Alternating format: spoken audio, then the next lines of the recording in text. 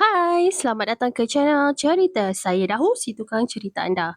Hari ini kita di dalam segmen Kisah Benar di Sebalik Filem. Filem yang kita akan ceritakan adalah The Good Nurse. Cerita ini mengisahkan kisah sebenar seorang jururawat lelaki yang bernama Charles Cullen, yang saya akan panggilkan Charlie, yang telah membunuh seramai 40 orang pesakit di hospital tempat dia bekerja di New Jersey dan Pennsylvania. Namun jumlah sebenar dikatakan mencecah 400 orang dari tahun 1987 hingga 2003, sekaligus menjadikannya sebagai salah seorang pembunuh bersiri paling berprofil tinggi dalam sejarah Amerika Syarikat. Jadi di sini sedikit latar belakang mengenai Charles Cullen. Siapa dia sebenarnya? Charlie ini dilahirkan di New Jersey pada tahun 1960, 22 Februari. Bapa Charles telah meninggal dunia ketika dia masih lagi bayi ketika berusia 7 bulan. Selepas kematian bapa Charlie ni, ibunya Florence menghadapi kesukaran untuk membesarkan mereka seramai 8 orang adik-beradik. Charlie merupakan anak bongsu dan abang Charlie adalah seorang yang menggunakan orang yang penyalahpenggunaan dadah, manakala kakak Charlie juga berhadapan dengan perhubungan toksik yang menyebabkan Charlie membesar sebagai seorang kanak-kanak yang kurus, uh, pemalu dan juga seorang yang sangat pendiam. Disebabkan sifat Charlie yang pendiam ni menjadikan dia mangsa untuk pembulian di sekolah.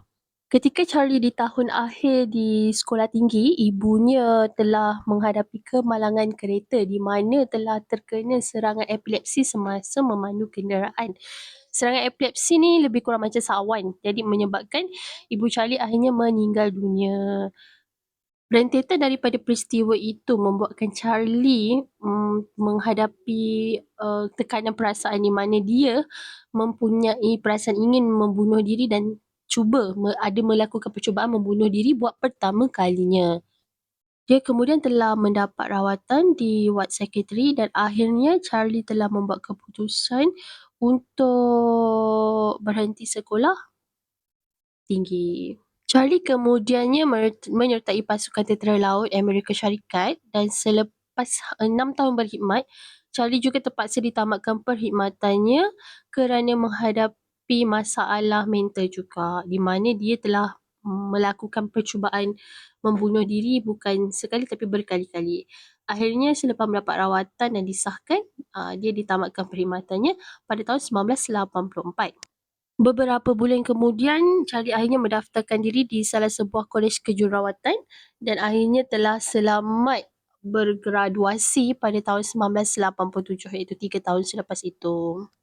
Pada ketika ini, kehidupan Charlie nampak sempurna apabila dia berjaya mendapatkan pekerjaan sebagai jururawat dan berkahwin dengan seorang wanita yang dikenali sebagai Adriana Taub. Hasil daripada perkahwinan, pasangan ini mempunyai 2 orang anak, namun langit tidak selalu cerah. Rumah tangga mereka tidak berpanjangan apabila mereka sah bercerai pada tahun ke-5 perkahwinan mereka. Jadi sepanjang 16 tahun perjalanan kerjaya Charlie ni sebagai jururawat, dia telah bekerja di beberapa buah hospital dan rumah kebajikan. Modus operandinya apabila mangsa dibunuh menerusi suntikan insulin dan digoxin dengan kadar dos yang tinggi selain menyembunyikan ubat-ubatan mereka. Insulin ni untuk pesakit diabetes, manakala digoxin ni digunakan untuk pesakit jantung. Kebanyakan mangsanya bukan berada di bawah penjagaannya. Sisi gelap Charlie mula terbongkar pada tahun 2003, yakni sewaktu dia bekerja di pusat perubatan Somerset Somerville, di mana seorang pesakit bernama Florian Gall didapurkan tiba-tiba meninggal dunia akibat serangan jantung. Sedangkan pemeriksaan pada waktu sebelum itu menunjukkan keadaannya semakin beransur pulih. Selepas siasatan dijalankan, Florian didapati disuntik dengan digoxin secara dos berlebihan. Rentetan daripada perkara tersebut, Amy Lauren telah disoal siasat oleh pihak polis bagi membantu siasatan. Sesudah Amy ditunjukkan dokumen yang berkaitan dengan pembunuhan yang Charlie lakukan, dia bersetuju untuk bekerjasama dengan pihak polis bagi mendapatkan bukti serta pengakuan daripada Charlie sendiri. Sebelum Amy memulakan siasatan, dia dan Charlie pada waktu sebelumnya merupakan kawan baik. Kedua-dua mereka sering berkongsi masalah kehidupan masing-masing dan saling bantu-membantu. Charlie akhirnya telah ditangkap pada 12 Disember 2003 Pada hari penangkapan tersebut dibuat, Amy ditugaskan oleh pihak polis bagi menemani Charlie di sebuah restoran. Waktu itu, Amy yang disuruh untuk memakai wayar peralatan perakam suara bagi tujuan merakam pengakuan daripada Charlie. Walaupun Charlie tidak membuat sebarang pengakuan sewaktu sesi perbualan dalam restoran tersebut, pihak polis sudah mempunyai bukti lain yang kukuh untuk menangkap Charlie. Charlie mengaku telah membunuh sekitar 30 hingga 40 orang pesakit. Jadi jumlah yang sebenar mungkin lebih 400 orang. Dia bagaimanapun hanya didapati bersalah untuk 29 pertuduhan membunuh sebelum diperintahkan oleh pihak mahkamah untuk menjalani 11 hukuman penjara seumur hidup. Tidak dapat dipastikan juga motif sebenar pembunuhan Charlie biarpun dia ada membuat dakwaan perbuatan jahatnya itu bertujuan untuk menamatkan kesengsaraan yang dihadapi oleh pesakit. Kesaksian terhadap perkara tersebut timbul kerana ada segelintir mangsa yang Charlie bunuh tidak mempunyai sebarang komplikasi penyakit yang teruk. Jadi, kalau nak tahu cerita ni lebih lanjut, nak tengok secara visual, boleh layan filem